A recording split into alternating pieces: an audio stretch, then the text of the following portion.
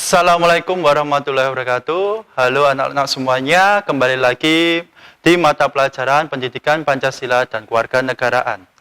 Pada kesempatan kali ini, kita akan belajar bersama-sama mengenai makna alinea pembukaan Undang-Undang Dasar Negara Republik Indonesia tahun 1945, di mana materi ini merupakan bagian dari materi bab yang kedua, yaitu pokok-pokok pikiran dalam pembukaan Undang-Undang Dasar Negara Republik Indonesia tahun 1945.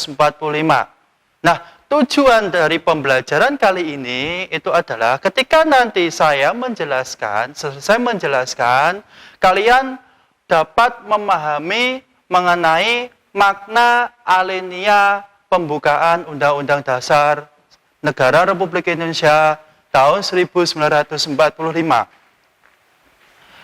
So, kita semuanya sudah mengetahui bahwa Undang-Undang Dasar Negara Republik Indonesia tahun 1945 itu disahkan oleh Panitia Persiapan Kemerdekaan Indonesia atau PPKI pada tanggal 18 Agustus 1945.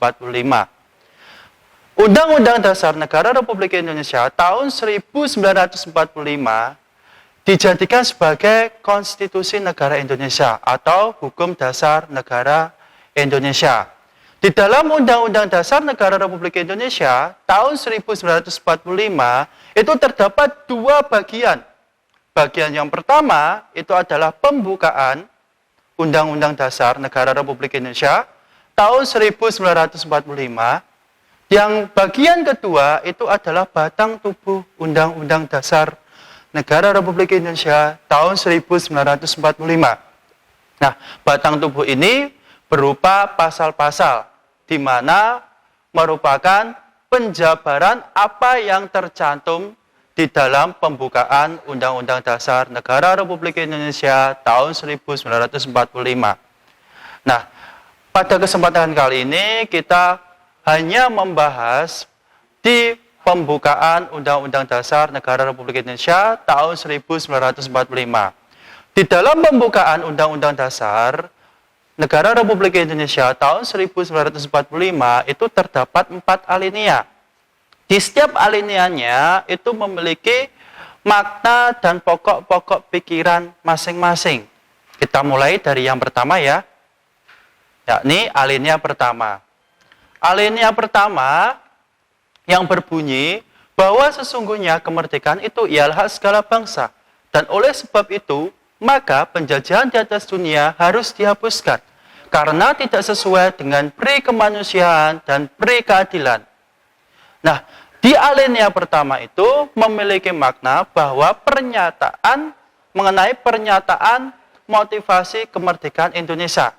Di dalam alinea kedua itu terdapat dua kata yang memiliki makna berlawanan, yakni makna kemerdekaan dan penjajahan.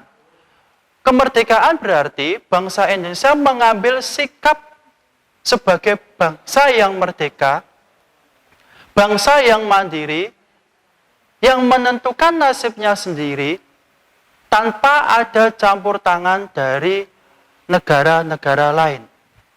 Itu kemerdekaan. Yang kedua, penjajahan. Penjajahan yang berarti penjarahan atau perampasan, di mana bangsa Indonesia sangat menolak apa itu penjajahan. Karena penjajahan memberikan dampak atau akibat yang luar biasa sakit bagi bangsa yang dijajah, baik materi maupun non-materi. Sehingga bangsa Indonesia sangat mendukung bagi bangsa-bangsa yang ingin lepas dari penjajahan, yang ingin merdeka.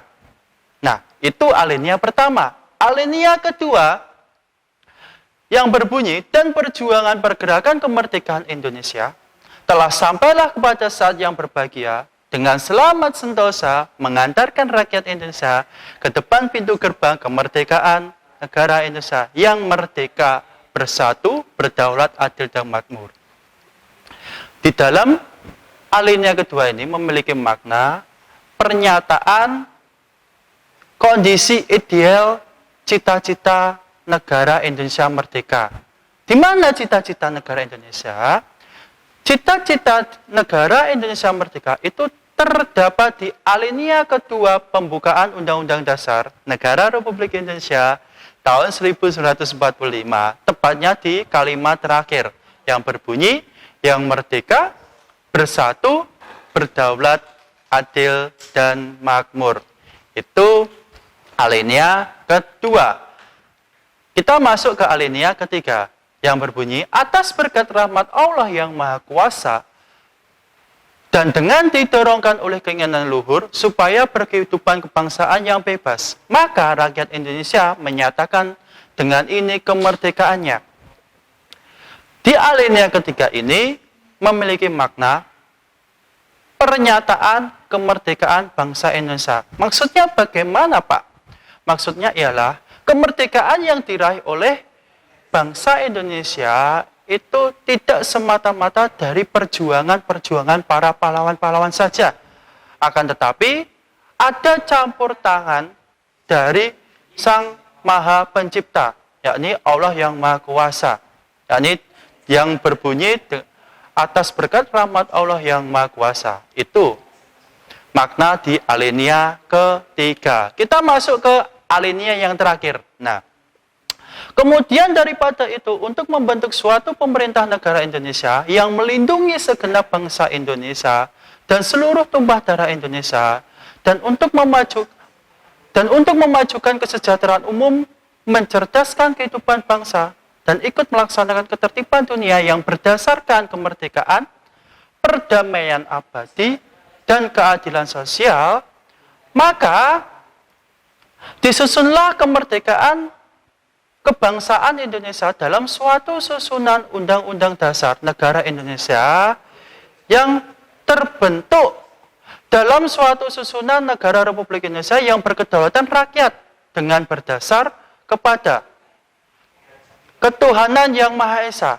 kemanusiaan yang adil dan beradab, persatuan Indonesia, dan kerakyatan yang dipimpin oleh hikmat kebijaksanaan dalam permusyawaratan perwakilan, serta dengan mewujudkan keadilan sosial bagi seluruh rakyat Indonesia.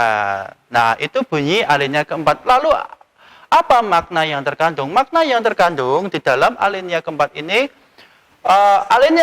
merupakan inti dari pembukaan, di mana terdapat dasar negara Indonesia atau Pancasila, bentuk negara Indonesia, yakni Republik yang berkedaulatan rakyat. Yang ketiga, tujuan nasional Indonesia yang berbunyi mencerdaskan, melindungi segenap bangsa Indonesia dan seluruh tumpah darah Indonesia, mencerdaskan kehidupan bangsa, memajukan kesejahteraan umum, mencerdaskan kehidupan bangsa dan ikut melaksanakan ketertiban dunia. Dan yang terakhir itu, di situ tertulis bahwa, tercantum bahwa negara Indonesia adalah negara hukum. Nah, anak-anak, mengenai makna pembukaan Undang-Undang Dasar Negara Republik Indonesia tahun 1945, mulai dari alinea 1, 2, 3, 4, sudah saya jelaskan. Semoga apa yang saya jelaskan ini dapat kalian pahami dan sangat bermanfaat bagi kalian semua. Cukup sekian pembelajaran mata pelajaran pendidikan Pancasila dan kewarganegaraan Indonesia.